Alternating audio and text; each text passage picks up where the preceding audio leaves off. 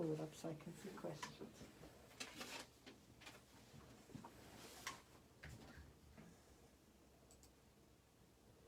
I don't know if you can shut it off though now that you started it. No.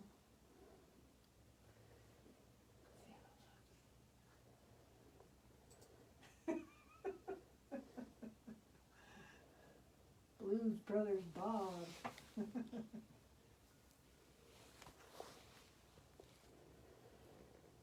What's up, David? Juan, how are you? So it's TNT Tuesday. I'm Bob from TNT Customs, and I was in the mood for the Blues Brothers today. What's up, Tori?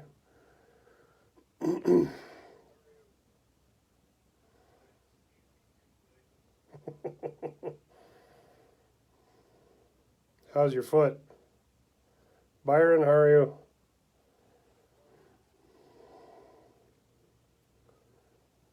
Tim, welcome. So I don't know how you shut this dumb thing off, but hang on, I'm gonna push a button, and if I go away, I'll come back. No, that's viewers. Yeah, I don't know. I think you might have to have it on the whole No, there's. time.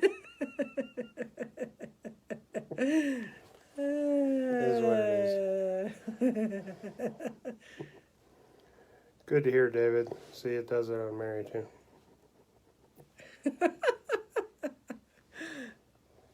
Bob, you're silly. That's kind of funny.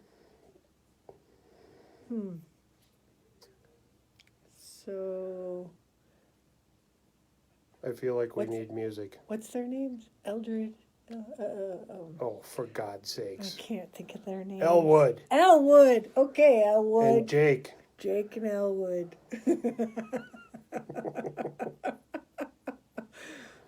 Oh my goodness.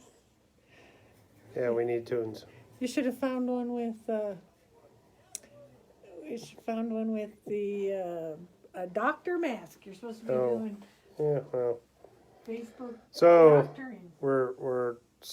Today is something about National Doctor Day or something. I don't know. Beth was on about it. So the theme is Dr. Bob is in the house. So if you got any questions, yeah, there we go. Good job, Beth. Ask a question. Maybe I'll have an answer. Crystal, how are you? First question, how do you know your transmission might be going? Because it makes a shit ton of noise. Fifth and sixth gear grind horribly. Is it manual That's how you know. or automatic? Yeah, it's a manual, 6-speed. But at the moment, we have bigger fish to fry. Curry is... we'll just leave that alone for a Look at minute. how your hat frowned when you Yeah. did that. I thought that was... We also have a brand new Curry rear end in this Jeep that the ring and pinion self-destructed in 15 miles? I don't know. So we're currently negotiating with Curry on how they intend to fix this. So we'll keep you posted on that deal. And then once we get that fixed, then we'll move on to figuring out what's up with the transmission. Frank, how are you? So... Yeah, that's it.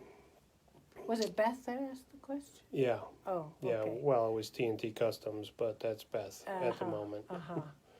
In So- which Jeep is what David's saying. So Beth's Jeep. Okay. So,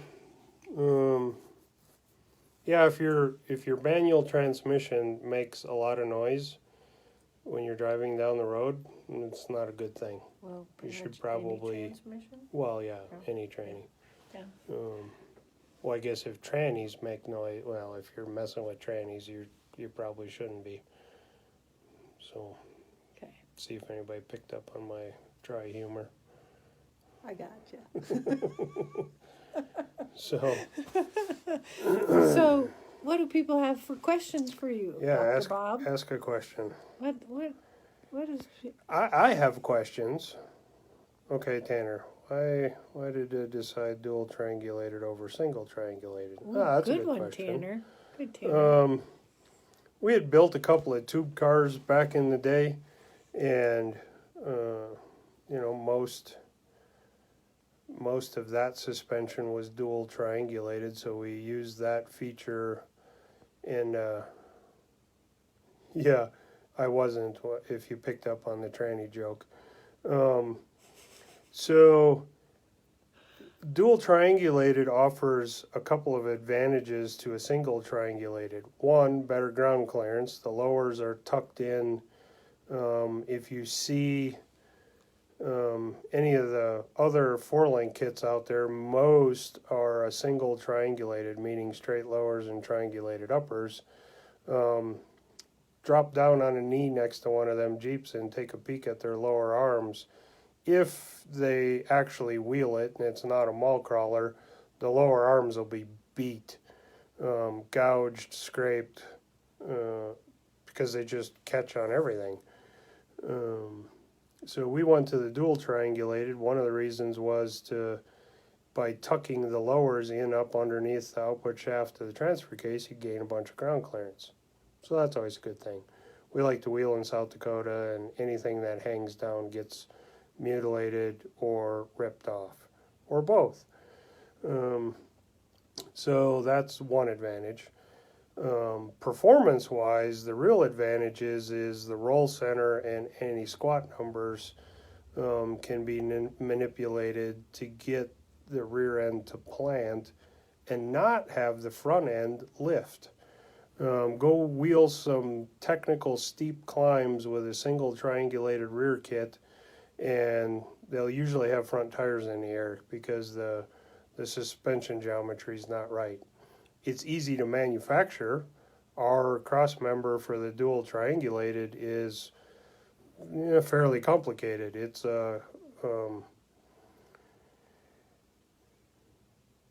yes, sir.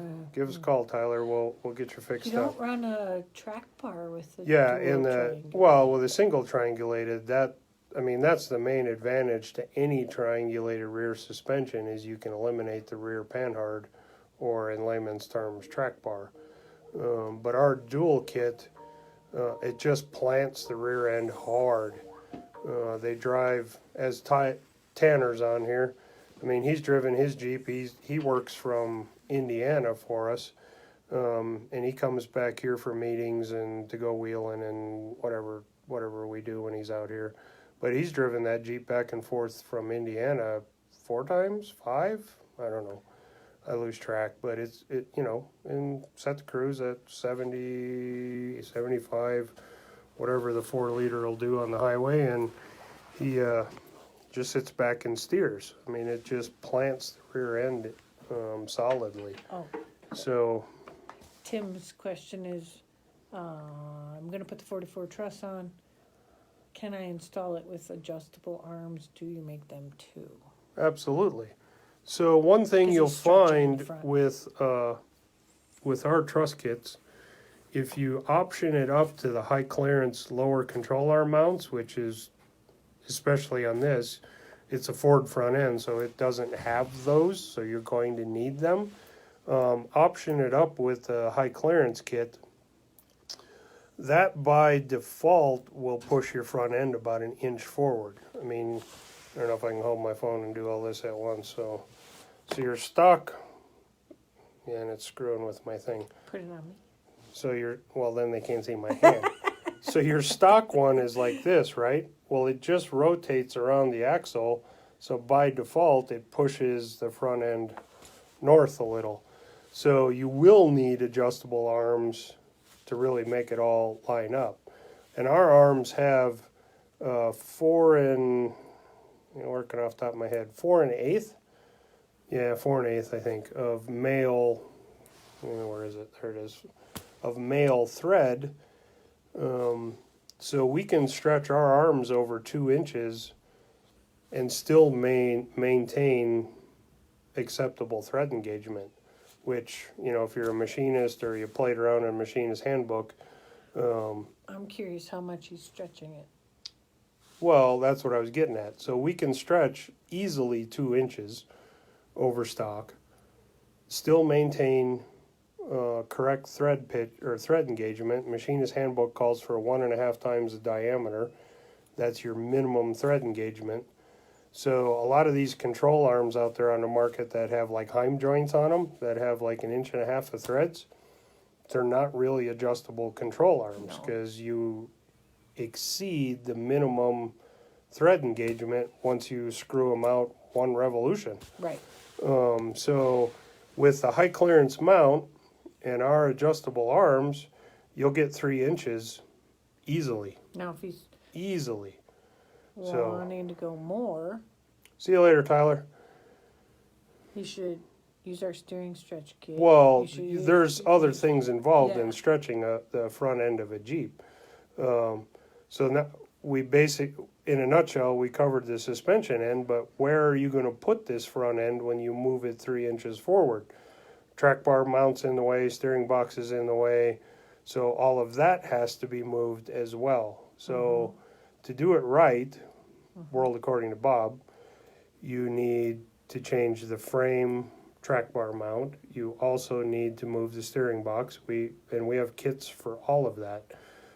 Call Mary or Tanner. They can chat about your particular details and get everything set up for you. So hopefully that answered your question. Sorry, I'm trying to look at the computer, but my bifocals are messing with me. I can't read the questions. We need more questions. People need to ask more questions. What's the question we get? If we put a front truss on an axle, let's say we have a TJ axle and we're putting it back into a TJ, but we want to put a truss on it. Does it change the height of the upper control arm mounts?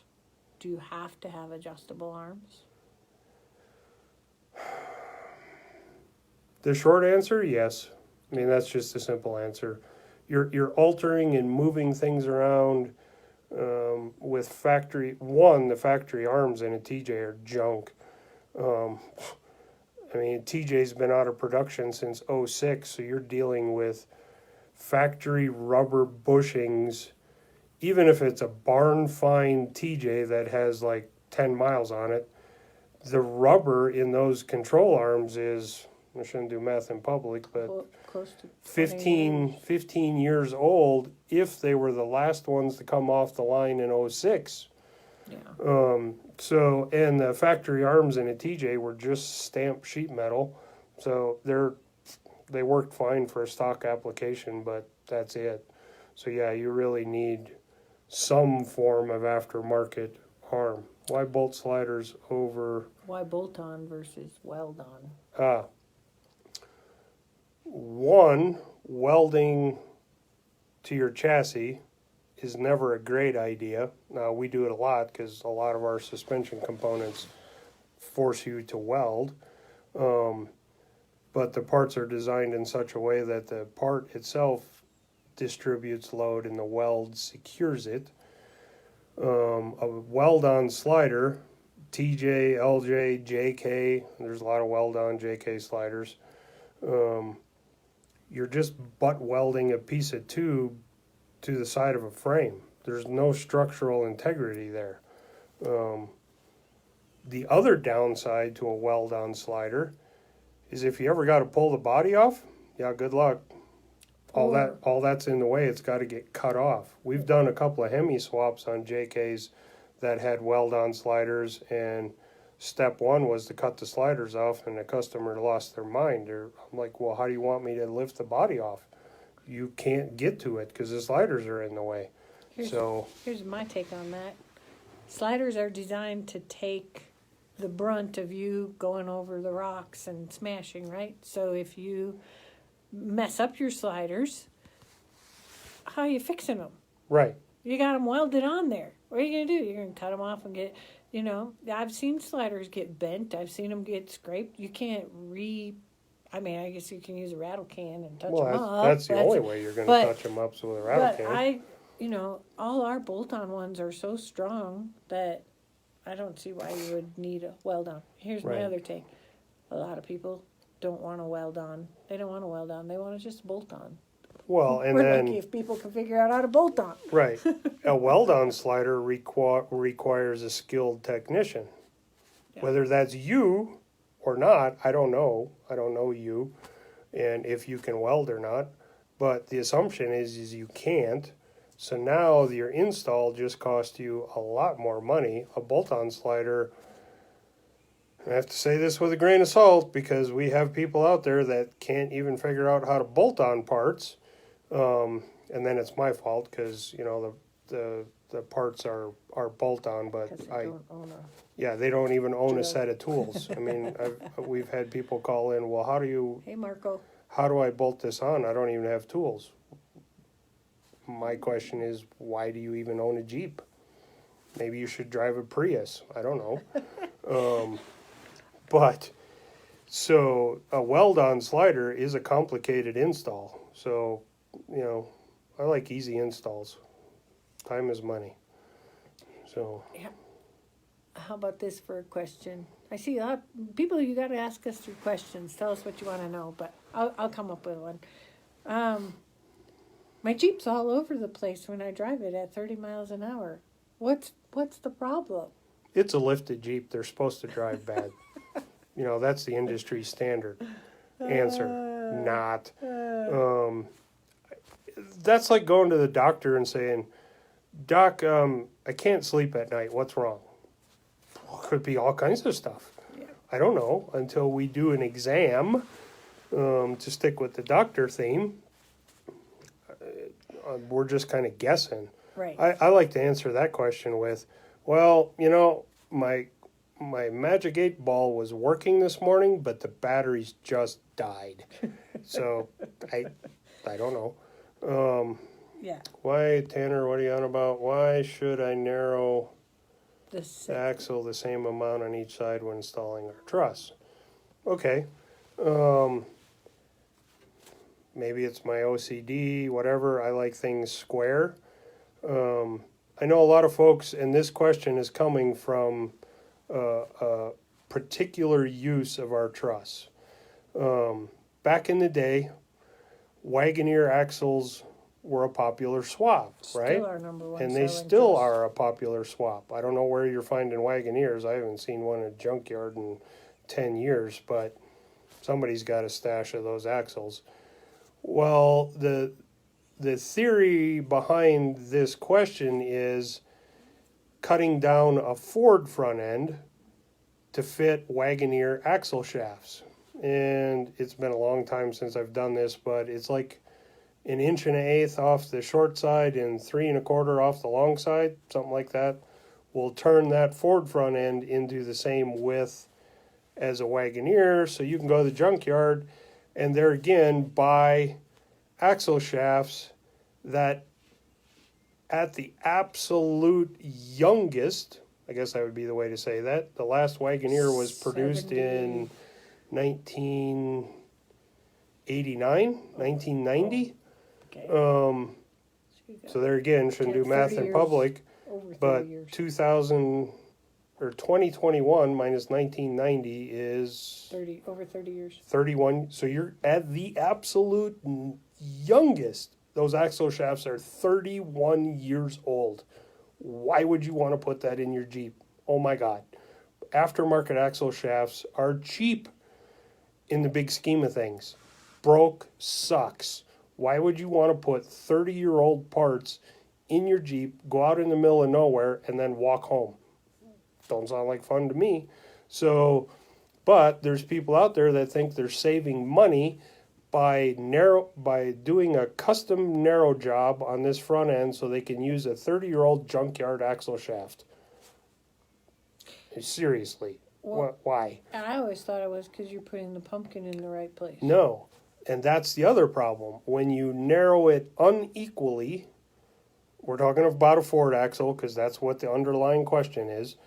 That moves the pinion too far towards center of the Jeep, and where are you putting a drive shaft? That's what I meant. We take it off both sides. So the Ford front end, believe it or not, is a perfect fit in a first generation 5-link Jeep, XJ, MJ, ZJ, TJ, LJ.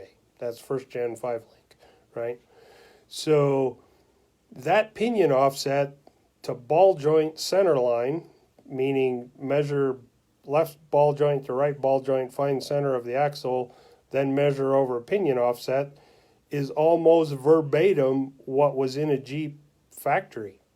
So the drive shaft clears the exhaust, and you really start to have problems with this in the XJ and MJ platform because of how the exhaust comes off the manifold and goes rearward instead of forward around the oil pan.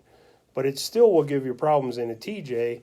You narrow that Ford front end to fit Wagoneer axle shafts, you're looking at full-on custom exhaust because the factory stuff will not buy clear. RCVs. It just, It's easier. buy a set of, there's tons of people that make shafts, Mosier, Strange Engineering. We use Mosier a lot for U-jointed style axle shafts. The guys will cut and spline any length, any whatever. A couple of weeks, they turn them around, they're right back in your hands. They're fairly inexpensive. Or RCV, if you want the CVs. But yeah, there's just no reason to use 30-year-old at the youngest junkyard axle shafts. I mean, like, really? While you're on the Truss subject, Okay. Patty asked, why don't you weld to the pumpkin? So I've been welding since I was a kid, right? Welding to cast iron is at best a hit or miss proposition. Sometimes it works, sometimes it don't. Most of the time it doesn't. Welding to cast iron, you're dissimilar metals, and cast iron expands at a different rate than mild steel. So without doing it with a TIG, which most people can't run a TIG, especially a home user, I'd be surprised. I mean, there's guys out there. I was a home user and I had a TIG at home, but I'm a pretty good welder. So, but most people don't. So your second option is an old stick machine with high nickel rod. And I got glasses on because of this mask thing, but I can see the guys at home, their eyes are like, high nickel rod? What is that? Yeah, it's a specialty rod. You have to get it from a real welding supply store. You have to pre and post heat. There's just a whole myriad of things. MIG welding to cast iron, guaranteed it will fail. Over time, it will fail. Here's my answer. So, It doesn't have to be. right. The truss is totally strong enough. Our trusses It doesn't are have to be. totally strong enough. And I purposely put clearance in, so if you try to weld it, you're really going to have to try. There's a 1/4-inch gap at minimum. A big old booger. Why don't you make an axle truss for a 99 and newer Super Duty? Oh, good one. Tanner's got all the good ones. So He's only relaying what people have asked him. in the that past. question is kind of loaded. We actually do make a truss for the 99 to 04 Super Duty front end, For JK. only for a JK. And the reason I say that, I mean, you home user, you can do whatever you want, good luck. They don't fit in the first gen, XJ, MJ, ZJ, TJ, LJ, because the frames are narrow. And the pumpkin ends up right under the frame. So you have track bar, you have up travel, lots of up travel problems. The pumpkin's just too far outboard. In a JK, it does work to a point. The upper control arm mounts are a little interesting to get them in the right place, but we've done it. Coil springs will fit. I'd prefer that you went to coilovers. The coil spring fitment is not great because the pumpkin's in the way. The 05 and newer, because that's going to be the next question, my opinion, that front end is a boat anchor. And I'm going to get a lot of flack on that because it's really popular on the internet because it's got 35 spline stub shafts and and bigger U-joints and blah, blah, blah, blah, blah. Hey, Bob. Yeah, great. It takes even us, we've done one, never do another one. It took us like 8 hours to cut all that factory cast iron junk off of there. That front end was designed to be in a Ford truck. Leave it in a Ford truck. You want a Dana 60? Call Dynatrack or call Curry. Get something that just will get delivered to you and you can bolt it in your Jeep. Time is money. And the home user that thinks, well, I can cut all that off and I can make it work and blah, blah, blah. Well, your time's worth something. You know, your time away from your family is worth something.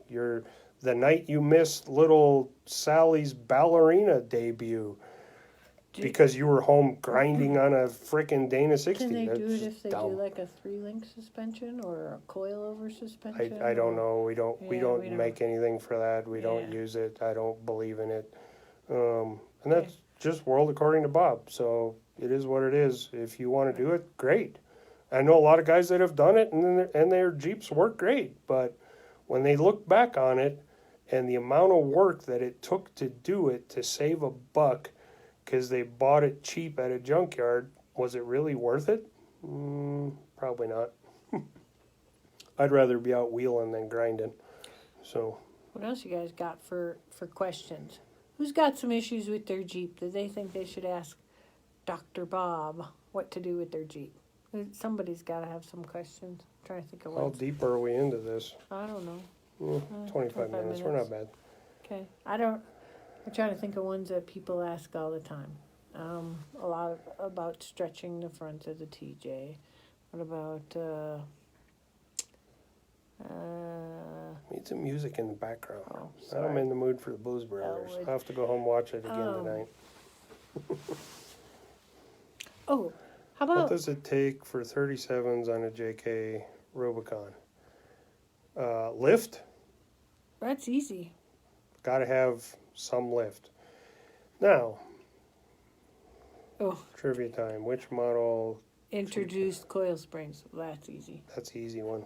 I See if know that. anybody gets it. Who knows the answer to the TNT trivia? So to get 37s on a JKU Rubicon, you got a couple options, right? Nope, David, you're wrong.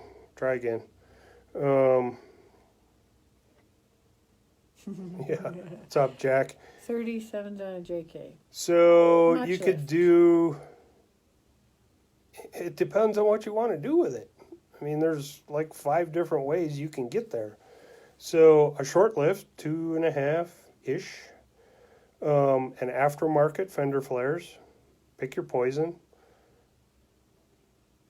metal, you do metal flares, so Poison Spider, Genrite, Metal Cloak, or you could do some form of composite, meaning plastic, MCE. MCE, Is that- Xeon, still doing Bushwhacker, some higher fender. You could get 37s on a shorter lift. You're probably going to need to bump stop it a little more than what you should, so ride quality's not going to be great.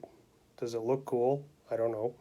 I don't like the whole low center of gravity thing because it sacrifices, depending on what the vehicle is and what the What you're gonna intended use it usage for.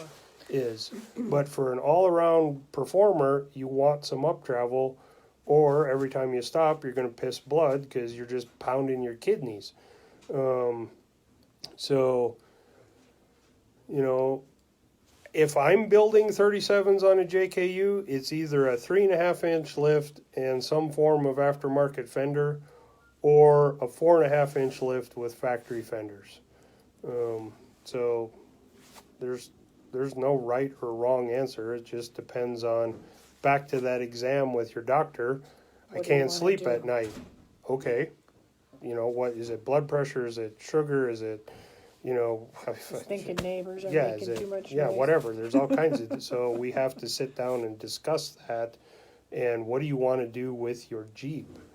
And then we can kind of start building a plan of how to lift it. So, Nobody's guessed it yet? come on, what's the Which- first Jeep with coil springs? Come on, somebody on here has to know that. David said MJ. No, David said TJ. Then he said MJ Oh. after that. Yeah, MJ's half right. The XJ, I'll just answer it. The XJ was the first Jeep with front coil springs. It came out in 1984, which, by the way, the MJ did too. So, David, you're right. When did the TJ come out? Not till TJ's didn't come out till 97. 97. So XJ. So, Yeah. Byron got it. XJ, XJ, XJ. There we go. did Bob say you were wrong? My source says you were correct. He was half correct. He missed. There's two models that came out that year with coil springs. Which was first, the XJ or the MJ? They both were released. As far as I remember, they were both released at the same time. They're both 84 models. Oh, I got the hat now. Yeah, I threw it over there. My hair's too big for this hat, though, Bob. There, if I tip my head up, then it works. Stupid. Okay. Bob was experimenting. I don't know. I was pushing now. buttons, so while moving my spare tire inside my Jeep. Oh, that's a good question. Weight distribution. That's the simple answer. So, Say what the question was. the question is, why will moving my spare tire inside the Jeep make a wheel better? Yeah. Thanks, Tom. Depends on how many Sawzall blades you got. I could probably put 40s on an XJ with no lift, but you're not going to like what it looks like when it's done. Bad. So the tire inside, so lever and a fulcrum, right? We're physics 101. Take a 12-inch ruler, put your finger on the table, lay the ruler on top of the finger, and like a seesaw, right? Oh. So if right. So now Don't drop it on Bob's head. put more weight on this end and see how much force it takes to lift this end, right? Yep. So lever and fulcrum. So your Jeep is kind of the fulcrum. Yeah, that's a bad way to say it. You're moving that weight on a spare tire carrier way off the back of the Jeep. Hi, Aaron. So I guess the rear tires are the fulcrum. It's been a while since I've been in school, so I don't remember all my physics. But moving that weight forward transfers weight to the front end of the Jeep, so when you do a technical climb, it's not trying to pop a wheelie. Like would be the simple way to put it. So You got a saggy bottom when you got a tire carrier Yeah. on the back. I mean, I used to carry my 40 inside the JK, which was cool, but it really sucked for hauling anything. You couldn't even put a 6-pack of soda, barley soda, in the back. There was just no room. Since I downsized it to 37s, I put the tire back outside so I could, haul the grandkids. I had to put the rear seat in and could haul gear because grandkids need stuff. So I had to move the tire out. Wives. Yeah, wives need stuff too. So I can tell the difference even on a long wheelbase JK, the tire hanging out the back. So What was that question? drive Rear drive shaft is cutting cutting into into the the corners of my gas tank skid. What that's could a good be one, the Crystal. main issue? What? It's a JK, right? Yeah. Yeah. World according to Bob, take it for what it's worth, that's a design flaw on Jeep's part. The rear track bar is too short, so when you articulate, it swings the rear end because of the way the track bar is on the frame and to the axle. It swings the pinion right into the gas tank. We have a solution for that. Our long track bar system for a JK adds about 6 inches, 6.5 inches to length in the track bar. Plus, I rearranged the mounts to get the roll center right, and the rear end no longer. I mean, it still does. It's a function of a panhard rod in a suspension. It has to move on an arc, but now you have a larger radius on that arc, so a little geometry for you. it doesn't swing to the side as radically as it does the stock short track bar. So that's, I mean, So that's you have the the longer real track reason. bar, and you have a different location for where On the track axle bar side, mounts on right. the axle. And So that it flattens makes- that rear track bar out so it doesn't swing as much. You're So not then you're not as hitting that deep gas into tank. the radius, which the deeper you get into that radius, the more lateral side to side movement you get out of the rear end. So, and it could be a little pinion angle as well. If you got the pinion cranked way up, you're just raising it up parallel to the gas tank. So, and it's a function of lift height and, you know, there again, I can't sleep at night. Well, tell me more. So, but those are your main culprits. The main culprit is that rear short track bar. How important is the link separation? Oh, separation. I mean, now we're going to get really deep into. I don't know what he's asking. He's talking about vertical link separation at both at the axle and at the chassis. It depends on what you're trying to achieve in your suspension geometry. You know, we're going to get into all kinds of technical stuff, anti-squat and instant center and roll center and blah, blah, blah. So it is very important. If you're designing at home, spend lots of time reading, lots of time asking questions. If you want to buy something that works, Hi, Kim. Mary can hook you up with parts that are proven and work. And Tanner. And Tanner. I mean, we could be on this subject for the next 3 hours. It gets pretty deep, and it's a lot of involved math. The simple answer is it's very important, and you need some. There's several kits out there that use one like 8-inch long bolt that go through both upper and lower control arm at the chassis. It's like, oh my God, yeah, that doesn't work. It just doesn't work. So, will it get you to the mall? Sure. Will it get you through some really technical rock? Can you drive it down the road? Will it drive right on the road? No. So, so yeah, that's about as deep as I want to go into that subject because that's a 3-hour dissertation and nobody wants to hear that. So, Well, hi Kim. she likes your hat. Yeah. It's almost poodle season. Poodle season? Mm-hmm. Kim knows. Oh, Kim. Yeah. So. Okay. What else do we got? Yeah. That could be. Oh boy. Yeah. A special edition. Why do you attach the sliders to the corner when stretching a JK? On stretch corners. That's a good one. So when you stretch two-door your rear suspension, right? You're moving the tire back. I mean, that's the whole point of stretching it. So longer wheelbase. You make that the sliding surface. Is that a technical term? Sure, why not?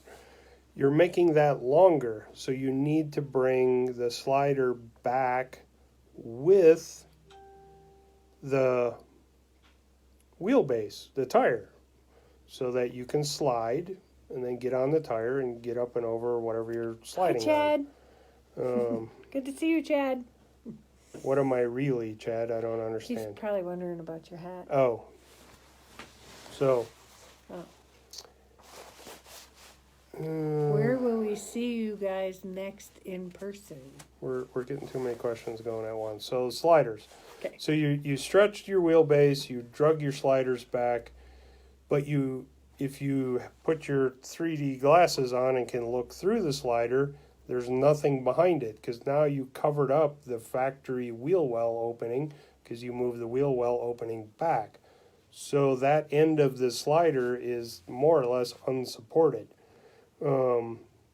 So that's why I tie the slider and the corner together. Also, the corner is now covering up the original wheel well opening, and there's nothing behind it to support it. So that's really why the slider and corner are tied together, is to strengthen the corner, The not spot. necessarily the slider. Right. So that sorry, it took me a minute to get there, but that's why. When will we see you next in person? Are you talking about us? Or is Or just me? Or is TNT Customs asking about a specific person? Tanner's asking questions that he gets asked all day long. Right, that's what I figured. So next place we go in person. Spring Adventure for exploring.